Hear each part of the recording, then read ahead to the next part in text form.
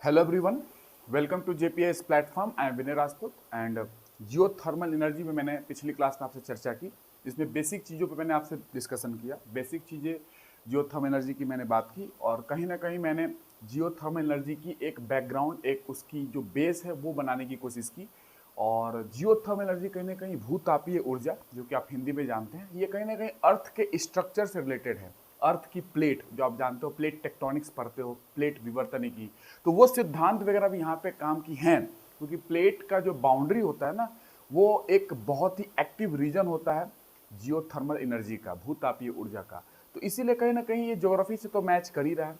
Geography के कुछ concepts हैं, तो जितना हो सकता है मैं यहाँ पे टेक्नोलॉजी में डिस्कस किया, और जो मेन पोर्शन होगा प्लेट्स की डिस्कशन करना। जितने भी प्लेट्स हैं जो आप अर्थ क्रस्ट पे पढ़ते हैं कि प्लेट्स किसको बोलते हैं, और डिफरेंट टाइप्स ऑफ प्लेट्स आप जानते होंगे। अरेबियन प्लेट्स है, इंडियन प्लेट्स हैं, ऑस्ट्रेलिया प्लेट है, नॉर्थ अमेरिका प्लेट है, अफ्रीका प्लेट है, कैरेबियन प्लेट्स है, बहुत सारे प्लेट्स हैं। तो वो प्लेट्स की डिस्कशन तो हम लोग वहाँ करेंगे। लेकिन जाहिर सी बात है, हमारा अर्थ क्रस्ट पे जो प्लेट है और प्लेट क्रस्ट में क्या अंतर होती है, ये बात हम लोग करेंगे। तो वो प्लेट टुकड़ों में बटी हुई है और वो प्लेट्स मूव कर रही हैं, ये तो आपको पता है।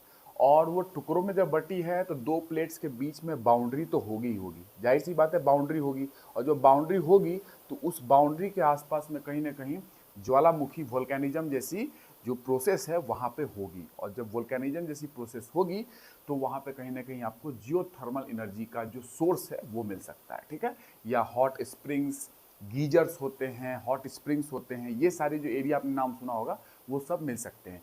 तो सोर्सेस कभी भी आपसे पूछा जाए कि जियो थर्मल एनर्जी के सोर्सेस पूरे अर्थ पे मिलेंगे क्या, नहीं। ये कुछ एक स्पेसिफिक लोकेशंस होंगे जो कि प्लेट का बाउंड्री होगा। प्लेट के बाउंड्री पे ये आपको एक मिल सकता है जियो थर्मल एनर्जी का सोर्स। और एक और जगह हो सकता है, ये कोई जरूरी नहीं है कि प्लेट के बाउंड्री पे ही आपको जियो थर्मल एनर्जी का सोर्स मिले। एक जगह और हो सकता है, अगर मान लीजिए प्लेट में लोकल फॉल्ट हो गया। फॉल्टिंग समझते हैं, जितना समझते होंगे ठीक है, नहीं समझते होंगे ज्योग्राफी में बात करेंगे हम लोग। तो लोकल फॉल्ट हो गया, मान लीजिए फॉल्टिंग से कुछ क्रैक्स वगैरह बने, प्लेट्स के अंदर कुछ क्रैक्स आया लोकल फॉल्ट होने के कारण। उसके कारण भी आपको कहीं ना कहीं वहाँ पे सोर्स मिल सकते हैं जियोथर्मल एनर्जी की, जबकि वो प्लेट बाउंड्री नहीं है, लोकल फॉल्ट्स हुए हैं वहाँ पे, ठीक है ना।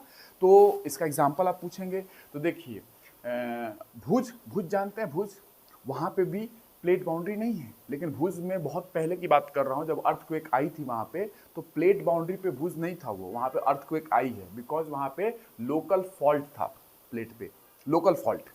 भुज में लातूर का नाम सुना होगा आपने, लातूर, है ना। तो उसमें भी क्या है कि वहां पे भी जो अर्थक्वेक आई थी बहुत पहले, वो भी प्लेट बाउंड्री पे नहीं है, लेकिन वहां पे अर्थक्वेक आई है। जियोलॉजिकली एक्टिव रीजन है वो, क्योंकि वहां पे लोकल फॉल्ट्स है, प्लेट में कहीं ना कहीं दरारें हैं, लोकल फॉल्ट्स वगैरह हैं।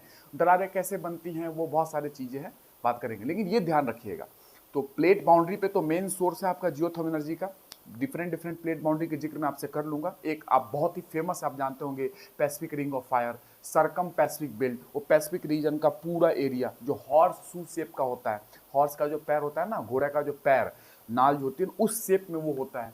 तो उसमें आप जानते हो कि इंडोनेशिया भी आ जाता है, जापान भी आ जाता है, बहुत सारे कंट्री आते हैं। और वहाँ पे वोल्केनिज्म की एक्टिविटी बहुत होती रहती है, क्योंकि वो प्लेट का बाउंड्री है। पैसिफिक रिंग ऑफ फायर के नाम से आप जानते होंगे, हॉर्स शू शेप का है वो, सरकम पैसिफिक बेल्ट के नाम से जानते हैं। एक और बताऊं, mid Atlantic ridge, Atlantic ocean में आपने देखा होगा एस शेप में मिड अटलांटिक रिज है, वहां पे सी फ्लोर स्प्रेडिंग हो रही है, सी का फ्लोर जो है ना एक दूसरे से दूर जा रहे हैं, तो प्लेट एक दूसरे से दूर जा रहे हैं, तो वो क्या होगा, वहां पे भी ज्वालामुखी की क्रियाएं होंगी, वहां पे भी हॉट स्प्रिंग्स वगैरह वहां पे मिलेंगे, ठीक है। एनर्जी का सोर्स वहां पे भी है, जो अर्थ की हीट एनर्जी है, अर्थ के अंडर की, अर्थ के अंदर की, वो एक सोर्स हो सकता है। और वही मिड अटलांटिक रिज जो अटलांटिक ओशियन में है, जो ज्योग्राफी में बहुत बात की जाती है, वही अगर ऊपर तक जाएंगे तो नॉर्थ पोल के आसपास में आइसलैंड के पास तक जाती है, आइसलैंड। इसीलिए आइसलैंड बहुत ही सेस्मिक एरिया है, बहुत ही सेस्मिक एक्टिविटी यहाँ होती रहती है। हॉट स्प्रिंग्स आपको मिल जाएंगे, गर्म पानी के फुहारे मिल जाएंगे, गीजर्स मिल जाएंगे, बहुत सारी चीज़ वहाँ पे है।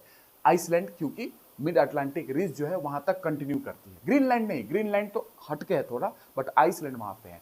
और आइसलैंड की जो कैपिटल है वो पूरा का पूरा जियो थर्मल एनर्जी से ही वहां पे उसकी हीटिंग की जाती है। उस कैपिटल की, आइसलैंड की कैपिटल की जो हीटिंग होती है वो पूरा का पूरा जियो थर्मल एनर्जी के थ्रू होती है। वहां पे पाइप्स होते हैं, पाइप्स को जमीन के अंदर, अर्थ के अंदर नीचे की ओर कुछ लेंथ तक दोहराते हैं, उससे उसके अंदर की जो वाटर है वो गर्म हो जाती है और फिर वो कुछ लेंथ के जाने के बाद उस पाइप को बाहर निकाल लेते हैं और गर्म पानी, गर्म हीट एनर्जी जो है अंदर से लेके वो बाहर आ जाता है और उसके कारण हम लोग आइसलैंड की कैपिटल को हीटिंग कर पाते हैं। और बताऊं, आइसलैंड में क्या है कि ठंडा प्रदेश है, ठंडा प्रदेश इन द सेंस ठंडा देश है आइसलैंड। टेम्परेचर बहुत कम है क्योंकि पोलर एरिया है ना, पोलर एरिया है, पोल पे है, ध्रुव की ओर है। तो बताइए कि ट्रॉपिकल कंट्री में जो कुछ प्लांट्स हैं, जो पौधे हैं, जैसे बनाना, केला, ये ट्रॉपिकल कंट्री में होता है, ये ट्रॉपिकल प्रोड्यूस है क्योंकि ट्रॉपिकल कंट्री में होता है। यहाँ पे अच्छी खासा उष्मा चाहिए, हीटिंग एरिया चाहिए, और ट्रॉपिक का मतलब आप जानते हैं उष्ण कटिबंध, तो उस एरिया में बनाना होते हैं। अगर मुझे आइसलैंड में बनाना को उगाना है, प्रोड्यूस करना है, तो हमें एक पर्टिकुलर टेम्परेचर, एक पर्टिकुलर हीट चाहिए होगी। तो हम क्या करते हैं, वहाँ पे ग्लास हाउस बनाते हैं, ग्लास के हाउस बनाते हैं जिसको ग्रीन हाउस बोलते हैं। उसमें क्या करते हैं कि वहाँ पे ग्रीन हाउस में जो ग्लास के हाउस होते हैं उसके अंदर में हम लोगों ने बनाना को क्या किया है, खेती की है मान लो, ठीक है। और लेकिन वहाँ पे तापमान हमें चाहिए एक अच्छे लेवल पे, क्योंकि बनाना ट्रॉपिकल प्रोड्यूस है। ट्रॉपिकल कंट्री में बनाना होता है जहाँ पे एनर्जी चाहिए होती है, ऊष्मा चाहिए होता है, गर्म क्षेत्र चाहिए, तो हमें ऊर्जा चाहिए और वो ऊर्जा हमें वहाँ पे मिलती है ग्रीन हाउस के लिए जियोथर्मल एनर्जी से। जियोथर्मल एनर्जी से ही मिलती है वहाँ पे भी, वहाँ से वो हीट लेते हैं और जो बनाना के लिए ग्रीन हाउस के अंदर हीट चाहिए वो हीट उसे मिल जाती है और बनाना वहाँ पे ग्रो कर जाता है।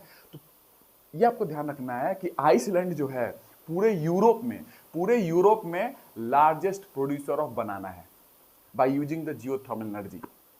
समझिए, तो ये बहुत इंपॉर्टेंट चीज है, ऐसे ऐसे कॉन्सेप्ट आपको पढ़ना है। तो आज मैं आपसे क्या बात करूंगा, और मेन पोर्शन में बात कर रहा हूँ, प्री पॉइंट ऑफ व्यू से मैंने जिक्र किया आपको। आज कुछ चीज़ों में बताऊंगा पिछली क्लास की, थोड़ा रिवाइज करा दूंगा और उसी में कुछ ऐड कर दूंगा, एडवांटेज डिसएडवांटेज पढ़ लेंगे। तो मैं आपको बता देता हूँ आज हम लोग क्या पढ़ेंगे। लेकिन आपको पता है first geothermal power plant in India, first geothermal power plant in India Tattapani Chhattisgarh में 3 से 5 मेगावाट के आसपास का है लगभग शायद वो, ठीक है ना। तत्तापानी छत्तीसगढ़ में first geothermal power plant in India. और first experimental power plant in India, experimental power plant geothermal की first experimental geothermal power plant in India is Manikaran Himachal Pradesh, Manikaran Himachal Pradesh में है, ठीक है। और मैंने बहुत सारे सोर्सेस आपको पिछली क्लास में बताए हुए थे कि कहाँ कहाँ जियोथर्मल साइट्स हैं, पोटेंशियल साइट्स है जो भारत में MNRE के द्वारा, ministry of new and renewable energy के द्वारा आइडेंटिफाई किया गया है।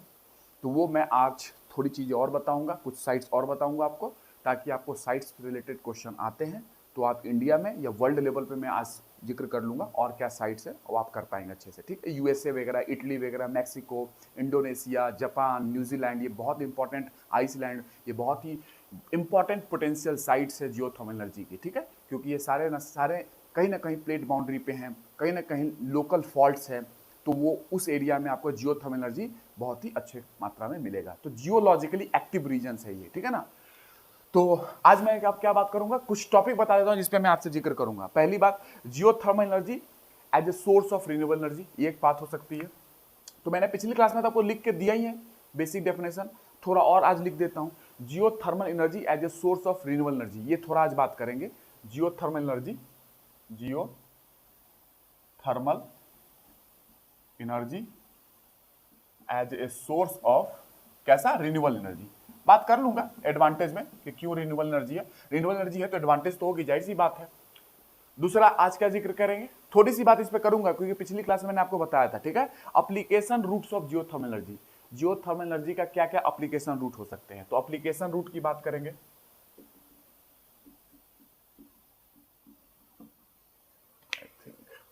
तीसरा बात करेंगे advantage and disadvantage geothermal energy की। चौथा, ये सारी इंपॉर्टेंट पॉइंट्स है। पोटेंशियल साइट्स की भी थोड़ा और बात कर लेंगे, वर्ल्ड लेवल पे पोटेंशियल साइट्स क्या क्या है जियोथर्मल एनर्जी की, जहां पे आप एक्सट्रैक्ट कर सकते हो इलेक्ट्रिसिटी प्रोडक्शन के लिए, और इसके क्या क्या एप्लीकेशन हो सकती है जियोथर्मल एनर्जी की, पोटेंशियल साइट्स। पांचवा, इंडियन सिनेरियो क्या हो सकता है, भारत के संदर्भ में बात करें इंडियन सिनेरियो। वर्ल्ड सिनेरियो की बात करेंगे, वर्ल्ड लेवल पे क्या क्या है वर्ल्ड सिनेरियो। और आज में एशियन डेवलपमेंट बैंक, बहुत सारे ऐसे संस्थाएं हैं जिन्होंने जियोथर्मल एनर्जी से रिलेटेड और रिन्यूएबल एनर्जी पे डेटा पब्लिश करती हैं। भारत में MNRE है, ministry of new renewable energy, और रांची जो IIT रुड़की है, IIT रुड़की, उन्होंने भी हाइड्रो इलेक्ट्रिक पावर प्लांट में बहुत सारे डाटा पब्लिश किया है। तो रिन्यूएबल एनर्जी में बहुत सारी संस्था है, एशियन डेवलपमेंट बैंक का भी डेटा जियोथर्मल एनर्जी पे है, बहुत सारी ऐसी संस्था है, ठीक है। तो ये कुछ चीजें हैं जो आज आपसे जिक्र करूंगा, ठीक है, वर्ल्ड सिनारियो, इंडियन सिनारियो, ठीक है, और different types of power plant in geothermal energy. Geothermal power plants कितने टाइप्स के हो सकते हैं वो भी मैं आपसे जिक्र कर लूंगा, 7 डिफरेंट,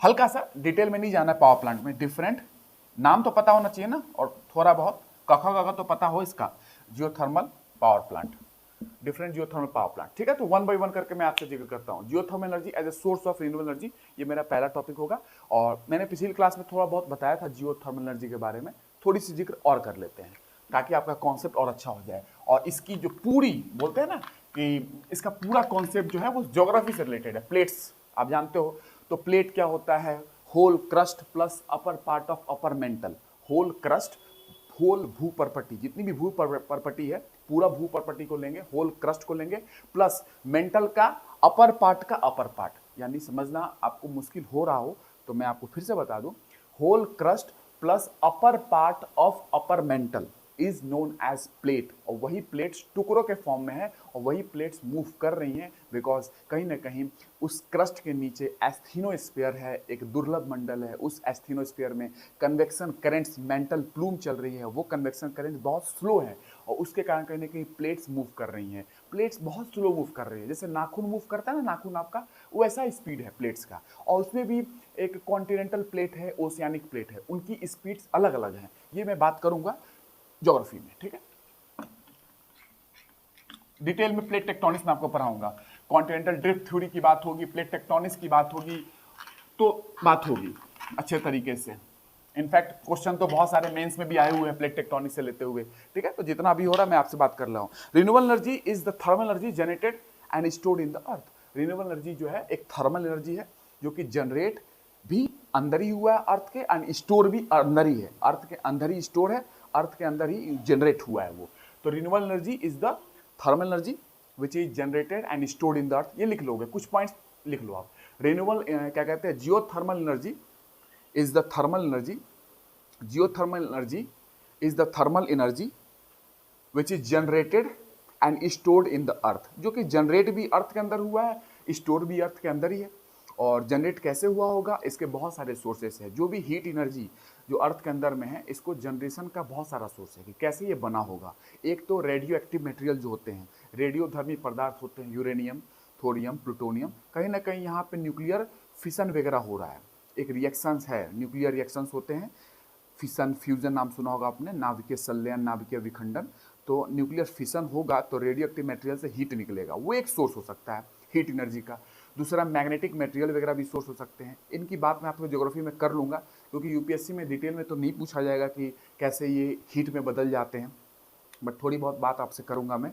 उसके बाद एक सोर्स और बताता हूँ, पोटेंशियल एनर्जी जो है, कहीं ना कहीं पोटेंशियल एनर्जी भी हीट एनर्जी में कन्वर्ट हुई थी जब अर्थ बनी थी। उसी समय हीट एनर्जी बना है जब अर्थ की फॉर्मेशन हुई थी, वही आप थ्योरी वगैरह पढ़ेंगे। तो पोटेंशियल एनर्जी भी हीट एनर्जी में कन्वर्ट हुई है, उसके कारण भी अर्थ के अंदर उष्मा है, हीट एनर्जी है, जियोथर्मल एनर्जी है। तो ये पॉइंट ध्यान रखना आपको। तो ये एक लाइन लिखा आपने, तो ये ध्यान रखिएगा कि जियोथर्मल एनर्जी इसेंशियली, इसकी बात करूं तो essentially the available energy, the energy available inside the earth. What is geothermal energy? Essentially it is the energy available inside the earth, inside the earth, earth के अंदर है, inside the earth. And even though logically बात करूं मैं आपसे, it is finite, ये infinite नहीं है। Even though logically it is finite energy, ये फाइनाइट है, अनंत नहीं है, फाइनाइट है, because earth itself is finite, क्योंकि अर्थ अपने आप में फाइनाइट है, तो अर्थ के अंदर की जो ऊर्जा है वो भी फाइनाइट होगी, ठीक है। But for all practical purpose, अगर मैं प्रैक्टिकल पर्पस के लिए बात करूं, but for all practical purpose it's quantity is infinite. जितने भी प्रैक्टिकल पर्पस की बात करें, जो हम इलेक्ट्रिसिटी बनाने की बात कर रहे हैं, तो इसकी क्वांटिटी की बात करते हैं हीट एनर्जी की, तो ये इनफाइनाइट है, ये आपको ध्यान रखना है। बिकॉज कारण क्या है, because the amount of heat available जो है अर्थ के अंदर is sufficient to run the mankind for millions of year. वो इतना सफिशिएंट है कि मानवता मिलियंस ऑफ ईयर तक चल सकती है, ठीक है। इन टाइम स्केल्स की बात कर रहा हूं, मतलब सैकड़ों हजारों साल तक चल सकती है ये मानवता जियोथर्मल एनर्जी का यूज करते हुए, ठीक है। उस टर्म में बात कर रहा हूं। तो ये पॉइंट आपका हो गया। अब आगे चलेंगे। अर्थ की फॉर्मेशन की बात मैं आपसे बाद में करूंगा। देखिए अर्थ की फॉर्मेशन यहां से लिंक है, जियोथर्मल एनर्जी है तो ये लिंक है, बट इसकी बात मैं आपसे वही करूंगा जब जहां पे इसका जिक्र होना चाहिए, जियोग्राफी में, भूगोल में। ठीक है, तो लिखेंगे कुछ पॉइंट।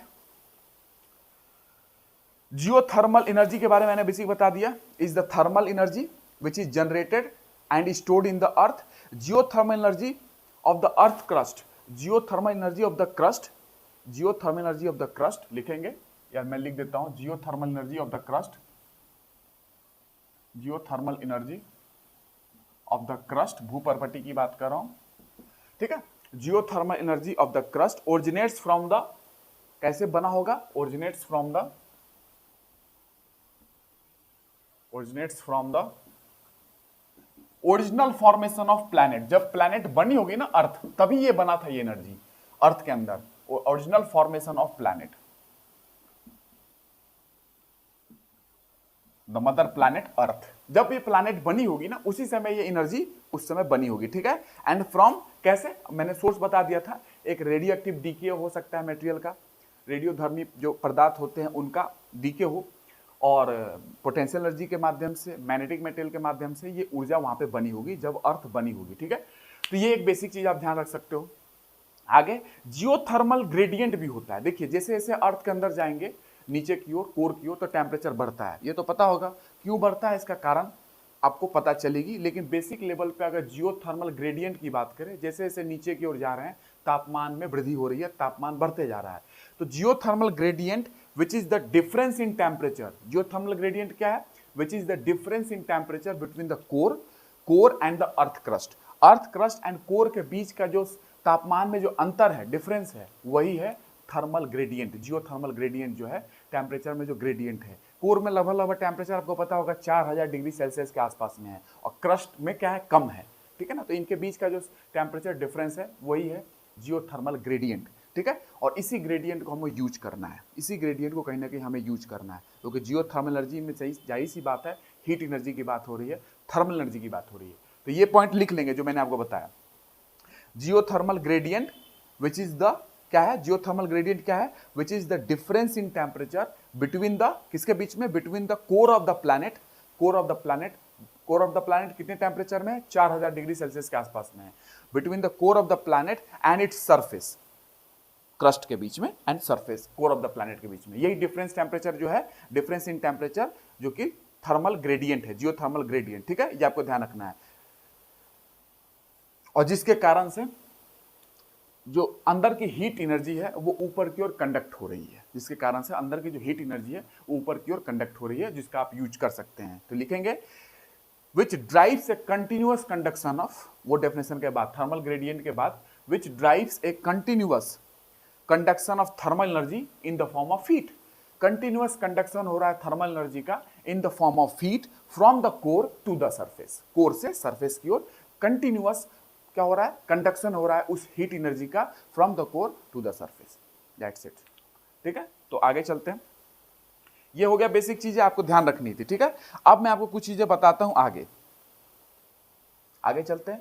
पिछली क्लास में मैंने आपको कुछ बताया था, और पिछली क्लास में मैंने आपको कुछ बताया था कि जो हीट के सोर्सेस हैं, जो फ्लूइड नीचे से ऊपर की ओर आ रहा है, वो 3 प्रकार के हो सकते हैं, सुपर हीटेड स्टीम या ड्राई स्टीम, जब मैंने आपको जिक्र कर लिया है, दूसरा सैचुरेटेड स्टीम या वेट स्टीम जिसमें नमी है, और तीसरा हॉट वाटर। 3 प्रकार के सोर्स आपको हैं जो अंदर से ऊपर की ओर आ रहा है। ठीक है, तो मैंने पहला जिक्र कर लिया था, 2 बचा हुआ, उसकी मैं जिक्र कर लूंगा अभी। तो एक चीज ये हो गया। उसके बाद मैंने बताया था कि जियोथर्मल एक्सप्लोरेशन, जब जियोथर्मल एनर्जी की बात चलती है तो एक्सप्लोरेशन करना पड़ता है, सर्वे करना पड़ता है। तो जियोथर्मल एक्सप्लोरेशन सर्वे, जो मैंने आपको पिछली क्लास में बताया था, ये कैसे आप सर्वे करेंगे जियोथर्मल एनर्जी की खोज में। ठीक है, तो सर्वे करने का पहला तरीका है सैटेलाइट इमेजरी। सैटेलाइट के माध्यम से आप इमेज फोटो ले सकते हैं, एरियल फोटोग्राफ ले सकते हैं ड्रोन के माध्यम से। इससे पता चल सकता है कि किस एरिया में गीजर्स वगैरह हो सकते हैं, हॉट स्प्रिंग्स वगैरह हो सकते हैं, ये आपको पता चल सकता है। कहीं वोल्केनोलॉजिकल बहुत एरिया है जहाँ पे वोल्केनिज्म हो रही है, वो भी एक सोर्स हो सकता है जहाँ से आप सर्वे कर सकते हैं कि हाँ इस एरिया में जियोथर्मल एनर्जी हो सकता है। तो एक पहला सोर्स है सैटेलाइट इमेजरी, और एरियल फोटोग्राफ, एक तरीके से आप सर्वे कर सकते हैं। दूसरा वोल्केनोलॉजिकल स्टडी, मतलब ज्वालामुखी का स्टडी कर सकते हैं, वो भी एक स्रोत होगा आपका कि आपको ये पता चल जाएगा कि ये एरिया जियोथर्मली एक्टिव है, जियोलॉजिकली एक्टिव है, और यहाँ पे आप कहीं ना कहीं यहाँ पे आप एक्सप्लॉइट कर सकते हैं जियोथर्मल एनर्जी का, एनर्जी प्रोडक्शन के लिए, इलेक्ट्रिसिटी प्रोडक्शन के लिए। उसके बाद अगर बात करें जियोलॉजिक एंड स्ट्रक्चरल मैपिंग, जो मैंने आपको बताया था, जियोलॉजिक एंड स्ट्रक्चरल मैपिंग, आप स्ट्रक्चरल मैपिंग कर सकते हैं, मैंने बताया था आपको पिछली क्लास में। जियोकेमिकल सर्वे कर सकते हैं रॉक्स की, जियोफिजिकल सर्वे कर सकते हैं। जियोफिजिकल सर्वे में क्या हो सकता है, आप सैलिनिटी को पकड़ लो, सैलिनिटी देख लो, और उसमें देख सकते हो मैग्नेटिक प्रॉपर्टी क्या है। ऐसी प्रॉपर्टी के आधार पर जियोलॉजिस्ट जो होते हैं वो अध्ययन करते हैं और फिर बताते हैं कि कहीं ना कहीं ये एरिया में जियोलॉजिकली एक्टिव रीजन है ये, और ये एरिया कहीं ना कहीं जियोथर्मल एनर्जी से भरा हुआ है जो हम यहाँ पे एक्सप्लॉइट कर सकते हैं। एक तरीका ये हो गया। उसके बाद एक तरीका ये भी है कि टेम्परेचर ग्रेडियंट, टेम्परेचर ग्रेडियंट की तापमान का कैसे ग्रेडियंट है, कैसे ऊपर से नीचे की ओर जाते वक्त टेम्परेचर बढ़ता है ना, तो टेम्परेचर ग्रेडियंट के माध्यम से भी आप स्टडी कर सकते हो। और कैसे होगा, होल ड्रिल करके, होल को बनाते हैं, ड्रिल करते हैं अंदर की ओर, उसके माध्यम से हम लोग टेम्परेचर ग्रेडियंट का अध्ययन करते हैं। और टेम्परेचर ग्रेडियंट अलग अलग जगहों पे होल ड्रिल करते हैं, यहाँ होल करेंगे, यहाँ होल करेंगे, यहाँ, और नीचे जाके टेम्परेचर ग्रेडियंट को देखेंगे कैसे कैसे टेम्परेचर नीचे की ओर बढ़ रहा है। और जब बढ़ते जाएगा तो अलग अलग जगह आपने जो होल किया है, ड्रिल किया है, वो क्या करेंगे कि हम लोग अलग अलग जगह के जो तापमान है, समान तापमान वाले जो एरिया होंगे उनको जोड़ लेंगे। अलग अलग जगह आपने होल किया, होल करने के बाद टेम्परेचर ग्रेडियंट मेजर किया कि तापमान कैसे बढ़ रहा है नीचे की ओर अलग अलग जगहों पे। तो अलग अलग जगहों का जो एरिया का जो टेम्परेचर है, अगर वो टेम्परेचर समान टेम्परेचर वाले बिंदु को जोड़ते जाएंगे तो आइसोथर्मल लाइन बनेगा। और geological survey of India isothermal line बनाती है, जैसे कि मणिकरण में, हिमाचल प्रदेश में, पूगा वैली में, मैंने आपको बताया था, वो सारे जगहों पर ऐसा किया गया है। और उसके आधार पर हम लोग एक्सप्लोर कर पाते हैं, सर्वे कर पाते हैं कि यहाँ पे जियोथर्मली एक्टिव रीजन है ये, और यहाँ पे हम लोग इसका यूज कर सकते हैं इलेक्ट्रिसिटी प्रोडक्शन के लिए। ठीक है, ये एक बात समझ में आई। आगे चलते हैं।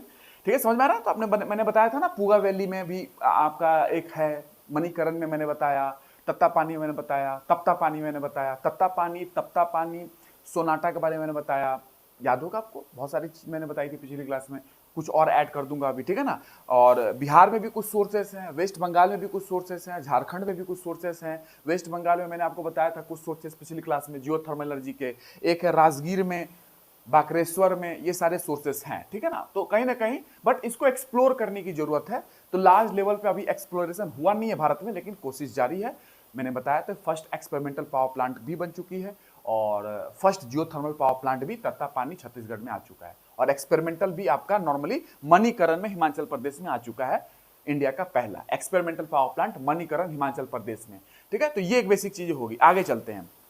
समझ में आ रही है? मुझे आपको समझ में आना बहुत जरूरी है, ठीक है ना। अगर ना समझ में आए कुछ चीजें तो वेट कर सकते हैं या कमेंट कर सकते हैं, ताकि मैं उस पॉइंट को पिकअप करके आपको समझा दूं, ठीक है ना, अगली लेक्चर में। बट कोशिश करना कि कंसंट्रेशन से अगर सुनोगे आप ध्यान से तो जरूर समझ में आएगी। लैंग्वेज सिंपल मैंने रखा है इसको समझाने के लिए। आगे चलते हैं। ये आपको पता होगा कि ये किसी भी प्रकार के एनवायरनमेंट में आप इस पावर प्लांट को लगा सकते हैं। मैंने बताया था ना, याद होगा आपको, आप लगा सकते हैं इसको मिडिल ऑफ द क्रॉप्स के बीच में भी लगा सकते हैं, क्रॉप्स के बीच में लगा सकते हैं। जैसे कि मैंने आपको बताया था कैलिफोर्निया में क्रॉप फील्ड के बीच में लगा दिया गया है, क्योंकि इससे पॉल्यूशन वगैरह उतना है नहीं, तो ये लगाया जा सकता है। फॉरेस्टेड माउंटेन्स, फिलीपींस की बात करें तो फिलीपींस में फॉरेस्टेड माउंटेन्स जो होते हैं वहां पे भी जियोथर्मल पावर प्लांट लगाए गए हैं। उसके बाद मैंने बताया था कि जो डेजर्ट वगैरह है, रेगिस्तान एरिया, वहां पे भी जियोथर्मल पावर प्लांट लगाए गए हैं। आप बोलोगे कहाँ पे, तो मोहावे डेजर्ट जो है कैलिफोर्निया में, वहां पे लगाया गया है। तो डेजर्ट में भी लगाया जा सकता है, ट्रॉपिकल फॉरेस्ट जो होते हैं वहां पे भी लगाया जा सकता है। तो ये जियोथर्मल पावर प्लांट वहां लगाए गए हैं। तो बहुत ईज है कि किसी इन्वायरमेंट में आप इसको लगा सकते हैं, ठीक है। उसके बाद अगर बात करें types of power plant, types of, ठीक है, उसमें मैंने पॉइंट लिखाया था उसमें से एक एक पॉइंट पिकअप करते जा रहा हूं, सीरीज वाइज नहीं कर रहा हूं, एक एक पॉइंट पिकअप करते जा रहा हूं, ठीक है। एडवांटेज डिसएडवांटेज भी पढ़ लेंगे अभी। Types of power plant, power plant के कितने टाइप्स, डिटेल में नहीं पढ़ना है, बस हल्का सा आपको जानकारी होना चाहिए। टाइप्स ऑफ पावर प्लांट, पहला टाइप की बात करें तो पहला टाइप में क्या होगा, आपके पास एक सुपर हीटेड स्टीम है, मैंने आपको पढ़ाया था सुपर हीटेड स्टीम के बारे में, एक सैचुरेटेड स्टीम है और एक हॉट वाटर है। तो तीनों का आपको यूज करना है, और तीनों यूज होंगे अलग अलग प्रकार के, अलग अलग टाइप्स के पावर प्लांट में। तो पहला होगा ड्राई स्टीम पावर प्लांट, दूसरा होगा फ्लैश स्टीम पावर प्लांट और तीसरा होगा normally binary cycle power plant. तो लिखेंगे इसमें ड्राई स्टीम पावर प्लांट एक हो सकता है, फ्लैश स्टीम पावर प्लांट हो सकता है और बाइनरी साइकिल पावर प्लांट हो सकता है। 3 हो सकते हैं, ये आपको नोट करना है। 3 प्रकार के पावर प्लांट हो सकते हैं आपके हाथ में, ड्राई स्टीम, फ्लैश स्टीम। अब इसका अपने आप में कुछ यूज है, मैं आपको बता दूंगा कि ड्राई स्टीम क्यों बोल रहे हैं, या हल्का सा मैंने बताया भी था। ड्राई स्टीम लिख लो, मतलब सुपर हीटेड स्टीम है ये, जो कि अंदर से निकल ही रहा है, नेचुरली आ रहा है अंदर से। एक और चीज आ सकता है, वेट स्टीम भी आ सकता है, वेट स्टीम, या इसी को हम लोग फ्लैश साइकिल पावर प्लांट भी बोलते हैं, फ्लैश स्टीम पावर प्लांट भी बोलते हैं। ठीक है। तीसरा बाइनरी साइकिल पावर प्लांट, बहुत इंपॉर्टेंट है ये, ठीक है ना, ड्राई स्टीम पावर प्लांट भी बोलेंगे। ठीक है, ये आपके पास 3 पावर प्लांट है। तो ड्राई स्टीम पावर प्लांट जो है पहली बार इंस्टॉल की गई थी लार्डे-रीलो, ये ध्यान रखिएगा, बहुत ही ओल्डेस्ट है ये, इटली में है ये। 1904 में ये आया था इटली में, लार्डे-रीलो। ठीक है, लार्डे-रीलो, RELLO, ठीक है, लार्डे-रीलो, यहां पे इटली में बना था। ठीक है, ये आपको ध्यान रखना है। उसके बाद geyser field in California, largest in world, geyser field in California. Geysers होते हैं ना, गीजर्स आपने सुना होगा, गीजर्स निकलते रहते हैं, हॉट स्प्रिंग्स, गर्म पानी के, गुनगुने पानी के झरने, जिसमें बाबा लोग जो कहते हैं कि नहा लो, इसमें स्नान कर लो, आपका स्किन का डिजीज ठीक हो जाएगा, क्योंकि उसके अंदर में सल्फर होता है, और कहीं ना कहीं सल्फर स्किन के लिए लाभदायक होता है। और किस तरीके से लाभदायक होता है ये मैं बायोलॉजी में बात कर लूंगा आपसे, बट बाल के लिए भी सल्फर लाभदायक है। आप प्याज का रस लगाते हो ना, प्याज का रस, तो प्याज में है क्या, सल्फर, और वो सल्फर क्या करता है, कुछ लोगों के बालों में क्या होता है कि डाइसल्फाइड बॉन्ड होते हैं बालों में, अगर वो बॉन्ड वीक है तो वो सल्फर, जो प्याज का सल्फर जो आप लगा रहे हो रस के फॉर्म में, वो बॉन्ड को क्या कर देगा, फिर से मजबूत कर देगा। तो कहीं ना कहीं ये प्याज बालों के झरने को रोकता है, हेयर फॉल को। लेकिन हर किसी में काम करे ऐसा कोई जरूरी नहीं है, क्योंकि आपका सल्फर का बॉन्ड जो बाल में है नीचे हेयर फॉलिकल्स के पास में, वो वीक होगा तो आप में काम करेगा वो प्याज, अदरवाइज वो उतना काम नहीं करेगा। ठीक है, और भी इसके रोल्स है, और भी रोल है, एक रोल मैंने आपको बताया बालों से रिलेटेड, स्किन से रिलेटेड, और भी रोल्स है।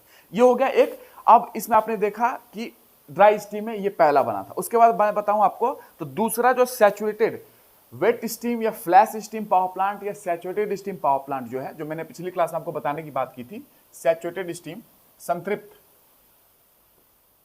स्टीम जो आ रहा है, मतलब ये सारे आ रहे हैं नेचुरली, अर्थ के अंदर से ऊपर की ओर आ रहे हैं, नेचुरली आ रहा है सारा। ठीक है, 3 प्रकार के आपके फ्लूइड नीचे से ऊपर की ओर आ रहे हैं, है ना। अर्थ के जो हॉट स्पॉट एरिया है, जहां पे हीट एनर्जी बहुत ज्यादा है, वहां से ये 3 प्रकार के चीजें बाहर की ओर आ सकती हैं। सुपर हीटेड स्टीम, ड्राई हो सकता है, वेट स्टीम भी आ सकती है, और नहीं तो गर्म पानी भी ऊपर से ऊपर आ सकता है, नीचे से ऊपर की ओर गर्म पानी, जो आप जानते हो हॉट स्प्रिंग्स के फॉर्म में आप जानते हो।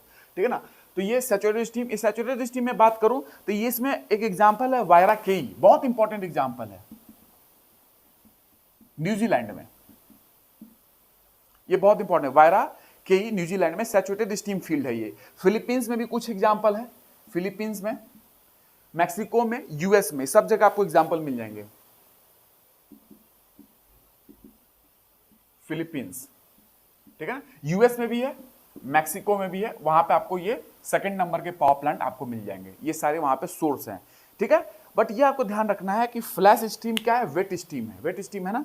तो ये आपको क्या लगता है, जो वेट स्टीम अंदर से आ रहा होगा, क्या डायरेक्ट इसको टरबाइन पे हम लोग डाल देंगे क्या, और टरबाइन को रोटेट करा लेंगे क्या, नहीं, डायरेक्ट करोगे ना वेट स्टीम में तो प्रॉब्लम हो जाएगी। वेट स्टीम वाले जो स्टीम आती है, वेट स्टीम जो आता है ना, इसमें क्या करते हैं कि ये स्टीम वेट है, तो कहीं ना कहीं इसमें नमी है, अगर आप इसको टरबाइन पे स्ट्राइक कराओगे तो टरबाइन के ब्लेड पे कोरोजन हो जाएगा, कोरोजन हो सकता है, क्योंकि वेट है, ये वेट है ना, तो नमी है इसके अंदर में। इसीलिए हम इसको क्या करते हैं, कोशिश करते हैं कि ये वेट स्टीम कन्वर्ट हो जाए ड्राई स्टीम में, या सुपर हीटेड स्टीम में कन्वर्ट हो जाए। ड्राई स्टीम को सुपर हीटेड स्टीम भी बोलते हैं। तो कन्वर्जन के लिए हमें क्या करना पड़ता है, बेसिक चीज़ें आपको बता दूं, ज़्यादा इधर उधर जाए बगैर कि आपको समझ में आ जाए। क्या करते हैं वेट स्टीम को, कि हम इसको एक चैम्बर से गुजारते हैं, एक चैम्बर से, उसका नाम है फ्लैश चैम्बर, इसीलिए उसको फ्लैश स्टीम भी बोलते हैं, इसी से नाम पड़ा। तो फ्लैश चैम्बर से गुजारते हैं। फ्लैश चैम्बर में क्या करते हैं कि हम वहाँ पे लो प्रेशर करके, प्रेशर लो करते हैं, और लो प्रेशर करके हम क्या करते हैं कि इस स्टीम को, वेट स्टीम को सुपर हीटेड स्टीम में कन्वर्ट कर लेते हैं। By lower down the pressure, pressure को लो करके, ठीक है। तो क्या करते हैं कि प्रेशर को लो करके सैचुरेटेड स्टीम या वेट स्टीम को हम लोग क्या करते हैं, फ्लैश चेंबर में क्या करते हैं, प्रेशर को हम लोग एक्यूरेटली मेंटेन करते हैं, एक्यूरेटली वहां पे प्रेशर को मेंटेन करते हैं, स्टीम को सक आउट करके, स्टीम सक आउट कर लेंगे फ्लैश चेंबर से, तो वहां पे प्रेशर जो होगा डिक्रीज करेगा और एक्यूरेटली मेंटेन कर लेते हैं। उसके माध्यम से वो जो स्टीम था वेट स्टीम, ये कन्वर्ट हो जाएगा सुपर हीटेड स्टीम में, ठीक है। तो बिना कोयला जलाए, बिना तेल जलाए आप हीटिंग करके वेट स्टीम को सुपर हीटेड स्टीम में कन्वर्ट कर रहे हो। हमने इस फिजिक्स का यूज किया, थर्मोडायनामिक्स का यूज किया, और हमने क्या किया कि वेट स्टीम को एक ऐसे चेंबर से गुजारा जिस चेंबर में लो प्रेशर को मेंटेन किया, और लो प्रेशर के माध्यम से वेट स्टीम को हम लोग सुपर हीटेड स्टीम या ड्राई स्टीम में कन्वर्ट कर लिए, और वो ड्राई स्टीम टरबाइन पे कोरोजन नहीं करेगा, ठीक है, वेट स्टीम करेगा, ठीक है। तो इसको लिख लीजिए। इसीलिए फ्लैश चेंबर में डालते हैं इस स्टीम को, इसीलिए फ्लैश स्टीम पावर प्लांट भी बोलते हैं, या फ्लैश साइकिल पावर प्लांट बोलते हैं। बाइनरी साइकिल पावर प्लांट है जैसे, बस डिटेल में हम लोग नहीं जा रहे हैं, लेकिन देख रहे हैं ना, आपको बस पावर प्लांट क्यों नाम रखा गया ये आपको पता चल गया। और बाइनरी वाला तो बहुत इंपॉर्टेंट है, अभी बताऊंगा बाइनरी वाला, ठीक है। तो सैचुरेटेड स्टीम को आपने कन्वर्ट किया, वही वेट स्टीम जो है, ध्यान से रखिएगा, सुपर हीटेड स्टीम जो मैंने बताया था, सुपर हीटेड स्टीम, उसको ड्राई स्टीम भी बोल सकते हैं। और दूसरा नंबर जो वेट स्टीम है उसको फ्लैश स्टीम या सैचुरेटेड स्टीम भी बोल सकते हैं।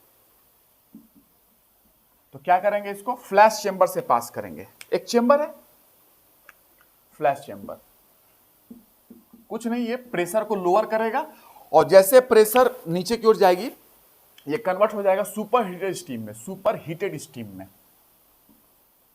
मतलब ड्राई स्टीम में। और फिर इस स्टीम को हम लोग टरबाइन पे डालेंगे, क्योंकि अब कोरोजन नहीं करेगा, और फिर टरबाइन से जनरेटर रोटेट करेगा। और बाकी तो मैंने बता ही दिया पूरी कहानी, जनरेटर से क्या होगा, इलेक्ट्रिक पावर बनेगा, voltage into current, electric power, तो वो हो गया आपका। ये एक बेसिक प्रोसेस था, समझ में आ गया। तो ये इसको फ्लैशिंग साइकिल के नाम से जानते हैं। फ्लैश चेंबर में क्या हो रहा है, फ्लैशिंग साइकिल है ये, ठीक है। इसके माध्यम से आप इसको इसमें कन्वर्ट कर पा रहे हो, ठीक है। तो ये नोट कर लिया आपने। इसको मैं अगर दर्शाऊं आपको तो क्या करते हैं, यही सैचुरेटेड स्टीम जो है, इसको नॉर्मल फिगर के रूप में आपको बता दूं, सैचुरेटेड स्टीम को क्या करेंगे, एक फ्लैश चेंबर से पास करेंगे, फ्लैश चेंबर, ठीक है। फ्लैश चेंबर में क्या हो रहा है, एक ऐसा चेंबर है, एक ऐसा बॉक्स है, इसमें हम लोग क्या करते हैं, लो प्रेशर चेंबर, एक तरीके से प्रेशर को यहां पे डिक्रीज करते हैं, ड्रॉप करते हैं प्रेशर को, ठीक है। और इसी ड्रॉपिंग ऑफ प्रेशर को फ्लैशिंग बोलते हैं। प्रेशर को ड्रॉप कर रहे हो, डिक्रीज कर रहे हो, इसी प्रोसेस को फ्लैशिंग बोलते हैं, और इसीलिए नाम भी पड़ा फ्लैश स्टीम पावर प्लांट, ठीक है ना। तो नाम भी इसीलिए है। तो फ्लैश चेंबर में पास किया, फ्लैश चेंबर में पास करने के बाद अब ये स्टीम कैसा हो जाएगा, सुपर हीटेड। ये स्टीम कैसा हो गया, आप super heated steam, super heated steam. अब जाहिर सी बात है, सुपर स्टीम आ गया, टरबाइन में डालेंगे। टरबाइन का नॉर्मली जो शेप बनाया जाता है वो कुछ ऐसा बनाया जाता है। इसका कारण है, जो आपका टेक्निकल में ये पढ़ा जाता है, आपको जरूरत नहीं है इसलिए मैं आपको नहीं बता रहा हूं, ठीक है। उसके बाद क्या होगा, यहां से क्या करेंगे, कंडेंसर के अंदर डालेंगे, कंडेंसर में, ठीक है, कंडेंसर में।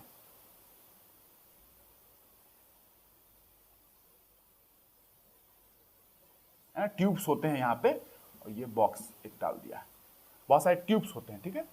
तो ये स्टीम जो यहाँ से टरबाइन है, टरबाइन में स्टीम टकराई, टरबाइन रोटेट किया, यहाँ पे जनरेटर भी होगा, टीजी बोलते हैं, turbine generator assembly. Generator rotate करेगा, पावर बन जाएगी।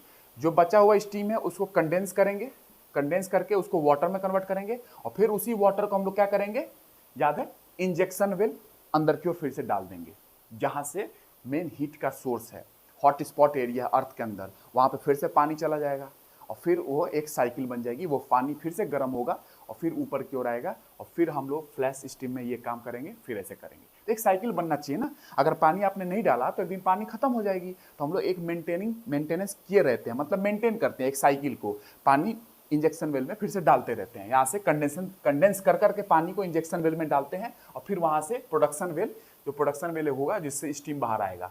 और स्टीम कैसा है, सैचुरेटेड स्टीम है, जो बाहर आएगा, फिर उसको ये प्रोसेस के माध्यम से फिर टरबाइन में डालेंगे, ठीक है। तो ये आपके पास नॉर्मल है। तो इसके सैचुरेटेड स्टीम के कितने पावर प्लांट है, एक तो न्यूजीलैंड में वायराकेई, मैंने बता दिया आपको, एक वो है, दूसरा ईस्ट मेसा कैलिफोर्निया में, दूसरा ईस्ट मेसा। देखिएगा, याद रखिएगा, ये जो चीजें ऐसे ही पूछे जाते हैं प्री में, ईस्ट मेसा मेंस में भी काम आ जाएगा वो एग्जांपल देने के लिए। ईस्ट मेसा कैलिफोर्निया में है, तीसरा जापान में, और ये सब पता चल रहा होगा क्योंकि ये जियोलॉजिकली एक्टिव रीजन है, जापान वगैरह सरकम पैसिफिक बेल्ट के रीजन में है, आपको पता होगा पैसिफिक रिंग ऑफ फायर में, तो ये बहुत ही एक्टिव रीजन है। इसीलिए मैंने बताया था कि प्लेट जो होगा, प्लेट बाउंड्री, वहां पे ये जियोलॉजिकली एक्टिव रीजन होते हैं, वहां पे जियोथर्मल एनर्जी के स्रोत मिलेंगे जो आप उसको यूज कर सकते हो। और नहीं तो लोकल फॉल्ट्स होंगे जो प्लेट बाउंड्री पे नहीं है कोई एरिया, लोकल फॉल्ट है वहां पे। जैसे मैंने आपको बताया था भुज का अर्थक्वेक हुआ था, लातूर का अर्थक्वेक हुआ था, वो प्लेट बाउंड्री पे नहीं है लेकिन वहां पे लोकल फॉल्ट्स हैं इसलिए अर्थक्वेक आई थी, तो वो भी एक जियोलॉजिकली एक्टिव है बट प्लेट बाउंड्री पे वो एरिया नहीं है, लोकल फॉल्ट्स है वहां पे। तो ये आपका तीसरा नंबर जापान हो गया। चौथा imperial valley in California, imperial valley, ठीक है ना, कैलिफोर्निया में। तो कैलिफोर्निया वगैरह भी आप जानते होंगे कि वहां पे प्लेट बाउंड्री वगैरह है, वो बात में कर लूंगा आपसे। और चौथा भी यूएस के अंदर नेवाडा डेजर्ट, नेवाडा डेजर्ट, पांचवा मतलब ये सारे सैचुरेटेड वाले हैं। एग्जांपल नेवाडा डेजर्ट यूएस में, अमेरिका में, ठीक है ना, ये नोट कर लेंगे, ठीक है। रब करूं तो सुपर हीटेड तो मैंने पिछली क्लास में बता दिया था, सैचुरेटेड अभी हो गया, एक बचा वेट स्टीम हो गया, एक बचा हॉट वाटर, जो वो भी हो सकता है कहीं सुपर हीटेड स्टीम आ रहा है, कहीं सैचुरेटेड स्टीम नीचे से ऊपर आ रहा है, कहीं हॉट वाटर भी ऊपर से नीचे आ रहा है, नीचे से ऊपर आ रहा है, मतलब तो तीन प्रकार के फ्लूइड जो है नीचे से आपको ऊपर की ओर आ सकते हैं। दो पढ़ लिए और उसका यूज कैसे कैसे करेंगे पावर प्लांट में और कैसे कैसे हम लोग इलेक्ट्रिसिटी बनाएंगे हम लोगों ने देखा। तीसरा बचा है binary cycle, binary cycle power plant. Binary का मतलब क्या है, दो, बाइनरी साइकिल पावर प्लांट जैसे बाइनरी स्टार होते हैं, ये ज्योग्राफी में हम लोग पढ़ेंगे बाइनरी स्टार के बारे में, तो उसका भी एक अच्छा कॉन्सेप्ट है। तो बाइनरी साइकिल में दो प्रकार के फ्लूइड हैं यहाँ पे, पहले समझ लो, दो प्रकार के, प्राइमरी फ्लूइड होगा और सेकेंडरी फ्लूइड होगा। प्राइमरी फ्लूइड यहां पे वाटर है और सेकेंडरी फ्लूइड यहां पे कोई भी ऑर्गेनिक सब्सटेंस हो सकते हैं जिसका बॉइलिंग पॉइंट कम हो, जो तुरंत वेपर में कन्वर्ट हो जाए, जैसे अमोनिया है। अमोनिया क्यों यूज किया, क्योंकि ये इसका ओजोन डिप्लीटिंग पोटेंशियल बहुत कम है, ओडीपी बहुत कम है। फ्रीऑन भी पहले यूज करते थे लेकिन वो ओजोन का डिप्लीशन करता था इसलिए उसको रोक दिए, तो इसका बॉइलिंग पॉइंट बहुत कम है। तो ये क्या करेगा, जो हॉट वाटर आ रहा है ना अंदर से बाहर की ओर, उसका हमें यूज करना है। अब वो ज्यादा टेम्परेचर पे नहीं है, स्टीम नहीं बन पाया, हॉट वाटर है, लेकिन उसकी हमको एनर्जी को यूज करना है। तो इस हॉट वाटर की जो हीट है हम अमोनिया को दे देंगे और ये अमोनिया बहुत ही कम टेम्परेचर में स्टीम में कन्वर्ट हो जाएगा, बहुत ही, क्योंकि इसका लो बॉइलिंग पॉइंट है, बहुत कम टेम्परेचर में स्टीम में कन्वर्ट हो जाएगा। और फिर जब अमोनिया से स्टीम बनेगा, इस स्टीम को हम लोग क्या करेंगे, टरबाइन पे डाल देंगे और फिर टरबाइन रोटेट करेगा, स्टीम उस पर स्ट्राइक करेगा टरबाइन के ब्लेड पे, टरबाइन रोटेट करेगा, तो इससे जनरेटर क्लब कर देंगे और जनरेटर से इलेक्ट्रिसिटी बन जाएगी, पावर बन जाएगा, ठीक है ना।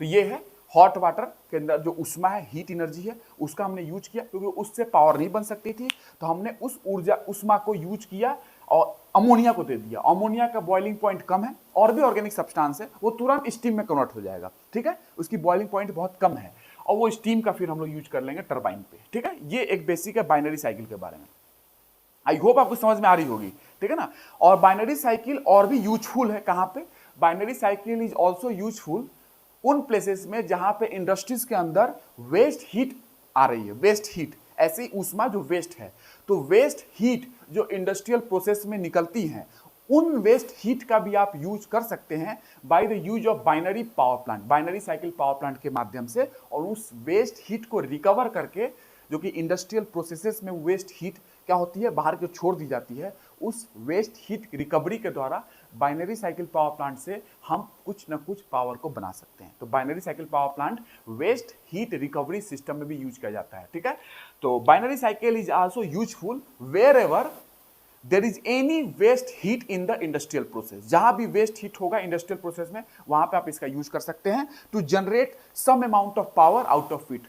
आप कुछ अमाउंट ऑफ पावर इससे बना सकते हैं वेस्ट हीट को रिकवर करके, जो कि इंडस्ट्रियल प्रोसेस में वेस्ट हीट जो होती है वो निकलती रहती है। समझ में आ गया, इसलिए बाइनरी साइकिल वहां भी इंपॉर्टेंट है, यहां भी इंपॉर्टेंट है जियोथर्मल एनर्जी में। तो तीन प्रकार के फ्लूइड थे जो नीचे से ऊपर की ओर आ सकते थे, super heated steam, dry steam, saturated steam, wet steam, जिसमें फ्लैश साइकिल का यूज किया गया, और तीसरा है हॉट वाटर आ सकता है, ठीक है ना, स्टीम नहीं बन पाया वो, हॉट वाटर। तो समझ में आ गया आपको, ये बेसिक चीज है। एप्लीकेशन रूट की बात करते हैं, ठीक है। एप्लीकेशन रूट मैंने बताया था ना, एक ये भी मैंने लिखा था एप्लीकेशन रूट। किस तरीके से जियोथर्मल एनर्जी का एप्लीकेशन कर सकते हैं, एप्लीकेशन रूट्स क्या हो सकते हैं, ठीक है।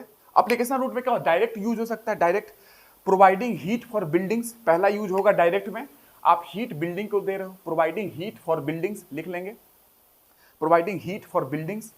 Hot springs used as spa, spa centre में हॉट स्प्रिंग का यूज कर सकते हैं, तो दूसरा पॉइंट हो जाएगा hot springs used as spa, spa centre होता है ना स्पास,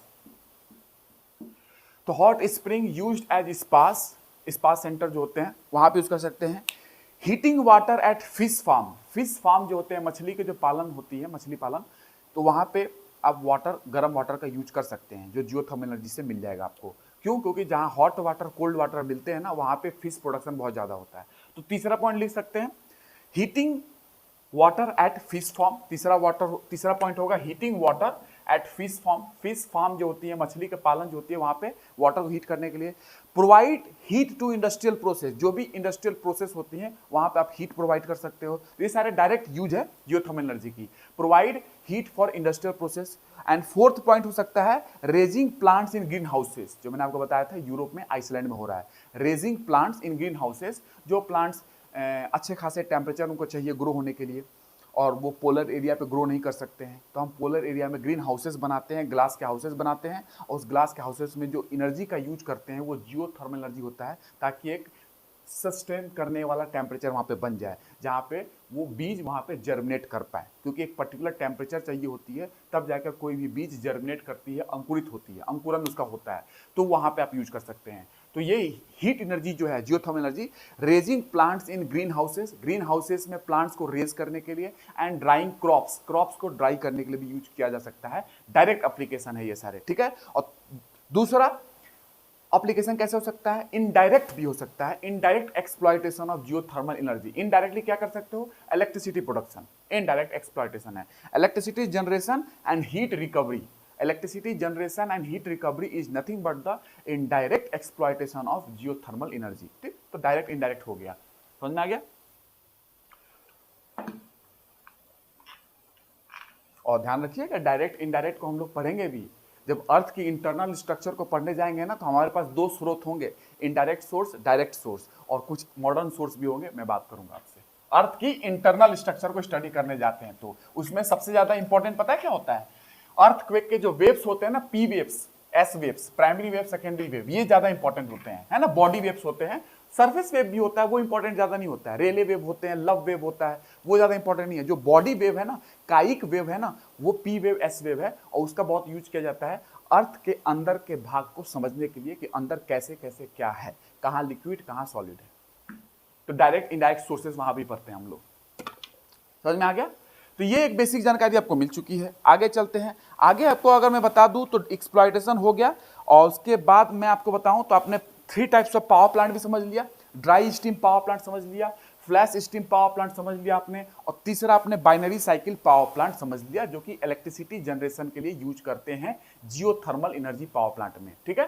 ये आपको ध्यान रखना है। तो डिफरेंट ऑप्शंस आपके पास थे इलेक्ट्रिसिटी जनरेशन के, उस ऑप्शन में 3 ऑप्शन थे, dry steam power plant, flash steam power plant, and तीसरा था बाइनरी साइकिल पावर प्लांट, ठीक है। ये मैंने आपको पढ़ा दिया। आगे चलते हैं, आगे आपको पढ़ना है, अब इसमें बहुत सारी चीजें हैं, एडवांटेज डिसएडवांटेज कर लेते हैं। इसके एडवांटेज क्या है जियोथर्मल एनर्जी की, एडवांटेज, और दूसरा डिसएडवांटेज। थोड़ा पॉइंट लिखूंगा आपसे, क्योंकि बहुत सारे बताए जा सकते हैं, बट जो इंपॉर्टेंट है डिसएडवांटेज, ठीक है, वो मैं आपको लिख देता हूं, ताकि आपको आइडिया लग जाए कि अच्छा क्या क्या बताई जा सकती है। देखिए, रिन्यूएबल है, सस्टेनेबल है, एडवांटेज, रिन्यूएबल एनर्जी है, सस्टेनेबल भी है, जाहिर सी बात है, रिन्यूएबल है। रिन्यूएबल क्या होता है मैंने तो खूब जिक्र किया है, सस्टेनेबल सतत है, सस्टेनेबल सतत ऊर्जा है। दूसरा कॉस्ट इफेक्टिव है, कॉस्ट की बात तो की जाएगी, पैसे की बात ना की जाए तो हो ही नहीं सकता है, तो कॉस्ट इफेक्टिव है। कांस्टेंट सप्लाई, जाहिर सी बात है हीट एनर्जी अंदर है ही, ऐसा तो नहीं है विंड के तरह, पवन ऊर्जा के तरह कभी बह रही है हवा, कभी नहीं चल रही है, कभी चल रही है, ये तो कांस्टेंट सप्लाई है, हीट एनर्जी अंदर है, अवेलेबल है, और उसका आप यूज कर सकते हैं कॉन्स्टेंटली। अगर आपके पास जियोथर्मली एक्टिव रीजन है, जियोलॉजिकली एक्टिव रीजन आपने पकड़ लिया है, या प्लेट बाउंड्री आपको मिल गया, या लोकल फॉल्ट्स मिल गए तो आप वहां पे कॉन्स्टेंटली आप वहां से एनर्जी को एक्सट्रैक्ट कर सकते हैं, हीट एनर्जी को, ठीक है। तो कांस्टेंट सप्लाई है, इको फ्रेंडली है, क्यों? पॉल्यूशन नहीं है ना, कोल जैसा नहीं है ना कि कोल जैसा धुआं छोड़ रहा हो, CO2 छोड़ रहा है, ठीक है। और भी कुछ है, जैसे मैं बताऊंगा आपको, जैसे कि जब वोल्केनिज्म होती है तो जाहिर सी बात है बहुत सारे डस्ट पार्टिकल, वोल्केनिक एश वगैरह निकलते हैं, बहुत सारे गैस निकलते हैं, सल्फर के ऑक्साइड्स बहुत मात्रा में निकलते हैं, वो अपने आप में है। लेकिन उस चीज को छोड़ते हुए आप यहाँ पे समझे मैं आपको जो जो बता रहा हूँ, ठीक है ना। तो यहाँ पे इको फ्रेंडली है, इन्वायरमेंटल फ्रेंडली है, ऐसा समझे। Eco friendly in the sense की यहाँ पे इन्वायरमेंटल फ्रेंडली है, तभी तो आप इसको क्रॉप के फील्ड में लगा पा रहे हो, क्योंकि कोल जैसा नहीं है यहाँ पे कि कोल जलता है तो पूरा का पूरा पॉल्यूशन निकल रही है, स्मोक वगैरह, वैसा यहाँ पे नहीं है। उस वे में आप समझ सकते हो कि ये इन्वायरमेंटल फ्रेंडली है, इन्वायरमेंटली या इन्वायरमेंटल फ्रेंडली है ये, है ना, पर्यावरण के रूप में आप समझ सकते हैं संदर्भ में।